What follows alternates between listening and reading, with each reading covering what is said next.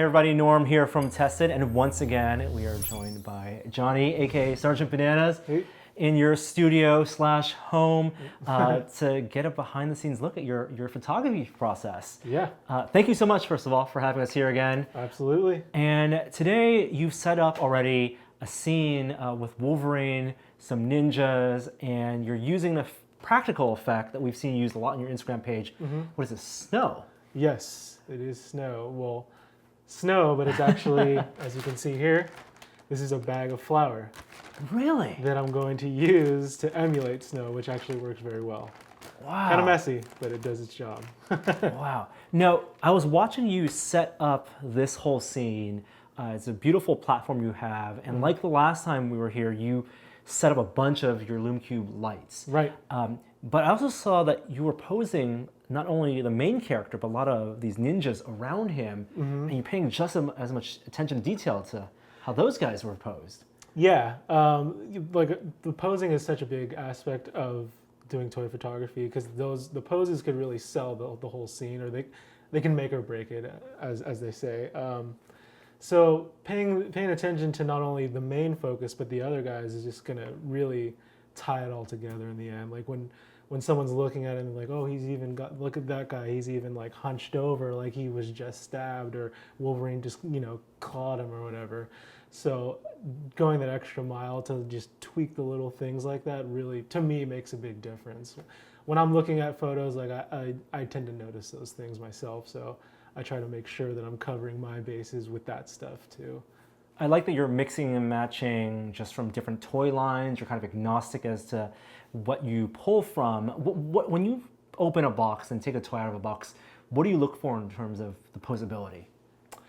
I like to see the range, like how far can it be pushed really. Like when I take it out, I'm like, okay, like I kind of just, for instance, like I got this 1,000 Toys synthetic human here, and he's one of the most posable figures you can get. So with him, I knew that, like I would know that already, like going in, like opening, I'm like, okay, it's 1,000 Toys. Like The selling point of this yeah, line. like they're known for having like great articulation. So I'd kind of just play around with it really, and just just see like, okay, look at that range right there. It's like, it's crazy. Like it double jointed. Like he could scratch his back if he wants to. Like he's got a butterfly joint here, so he can reach in. And he's got the double jointed. I mean, that's a that's a really insane amount of articulation. Then you go to the ankle pivot, which is always important for us collectors and toy photographers, having that. He's got the toe pivot as well. Oh my gosh. So just things like that. I checked the ab crunch, so he can bend over pretty far. He can look back a decent amount. His legs can kick back. Just he can basically do the splits. But this figure in particular has a little mechanism where you can, not that, but you can pop his leg like that out, so you can get that extra range, which is nice to have. So you can actually get him to get that little bit more range, so you actually do the splits, which is a cool feature that they implement in their figures. So, I mean, the toys, it seemed like the manufacturers try to emulate human anatomy as much as possible, but it's not easy when they're made out of plastic and there's no skin to stretch. Yeah. Are there certain toy lines that you seek because you know that company has the posability that you need, has things like the ankle joint, has even bicep rotation, and you work more with those? Yeah, definitely. The better the articulation is is definitely more of a draw for me. Like even if like maybe the character isn't something I necessarily go for, if I know it's like going to be the most posable version of that character, I'd be more interested and probably inclined to buy that version instead of like another one or something. So definitely it's something that I look towards, or it can kind of sell me on a figure. Like I hear people, like a lot of buzz around a figure, like the articulation is crazy on this thing, you can get it in like any kind of pose. It's like, to me, I'm like, that's cool, because that actually just adds to the scene that you're setting up, the emotion that you can pull out of it too. So it's definitely a good selling point. So let's talk about this scene you've set up. Wolverine's there, you got 3 ninjas hunched over, they've been wrecked by Wolverine. As he would be. Yes, yes. I love that, like you said, there's a lot of emotion in the physicality of these figures. What was your thought process as you were posing these? I guess I kind of just go like I start. It's almost like a piece of clay, right? Like you just start molding it, and then you kind of realize like, okay, got something here, and that's kind of how it is with this too, with the scene. It's like I kind of start messing with it, posing him, Wolverine around, and I get something that I'm interested in or I like, and then once I have that, like that kind of can dictate where it's going to go from there. Like, okay, if he's standing in a certain position, then I start to think what has happened to lead him to that point, or why what is he going to do next, or this and that. So once I had him in the pose that I have him in, I kind of started thinking like, okay, it's like maybe I have him kind of look like he's just finished, battling the ninjas or whatever. So he's kind of like crouched a little bit. He's kind of got his hands down, like he's not as on guard anymore, but he's like exhausted almost. So that's kind of what I was going for with this scene, to try to emulate that.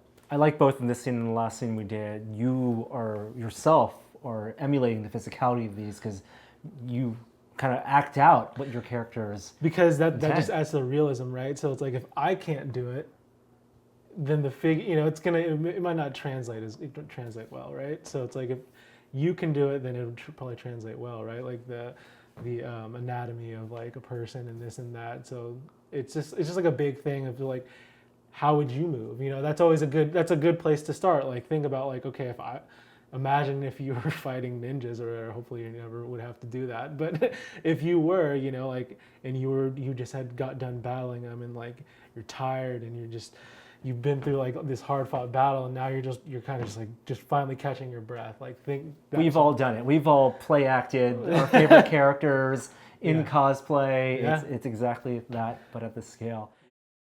Okay, so let's talk about the snow, or the flower, right, as it were. Yeah. How did you come upon this as an effect, and what's your application process? I remember seeing there's a guy who is very inspiring. His name is Avanaut. He's at Avanaut on Instagram. He's Lego photographer. Famous Lego photographer extraordinaire.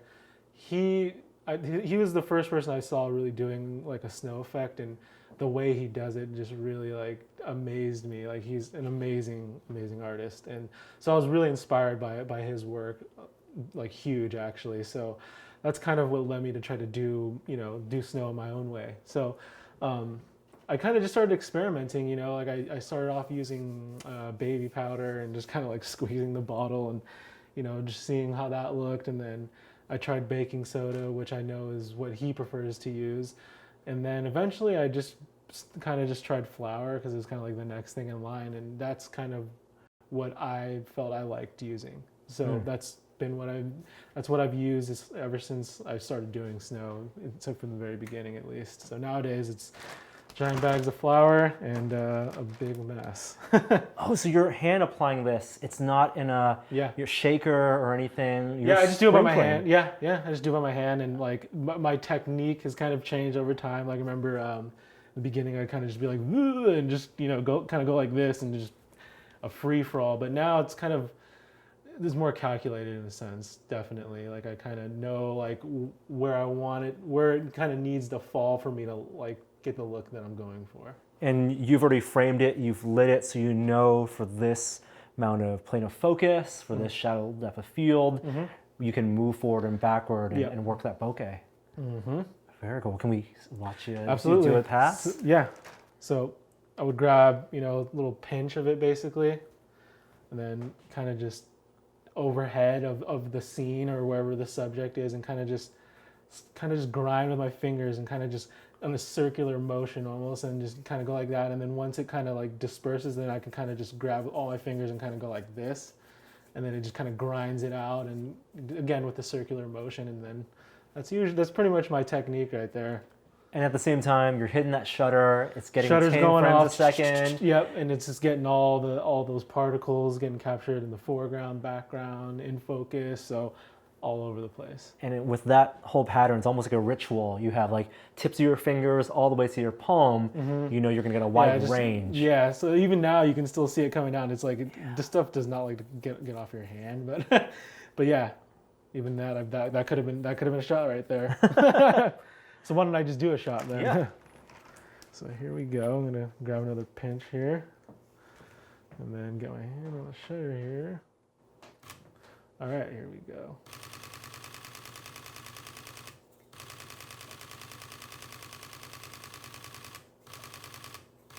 That should be good. All right, now that we did that, I'm gonna just check the camera and see what it looks like. So basically right now I'm just looking for like the evenness of the snowfall. So it's from that corner, so it fills the frame basically. So that's mainly what I'm looking for first. Seeing if any of these would have that, because it doesn't always happen in one go. So it's a little heavier here. You can see it's more on this photo right here. And you can see it's a lot of it's in the foreground. You can see it's in front of them. And you got some all over the place here, some in the front, some in the back, some in focus. So what I like to do is when I see one that I do like, because I take some in, I just like to rate it. So when I upload it into the computer, I can go straight to that one if I want to.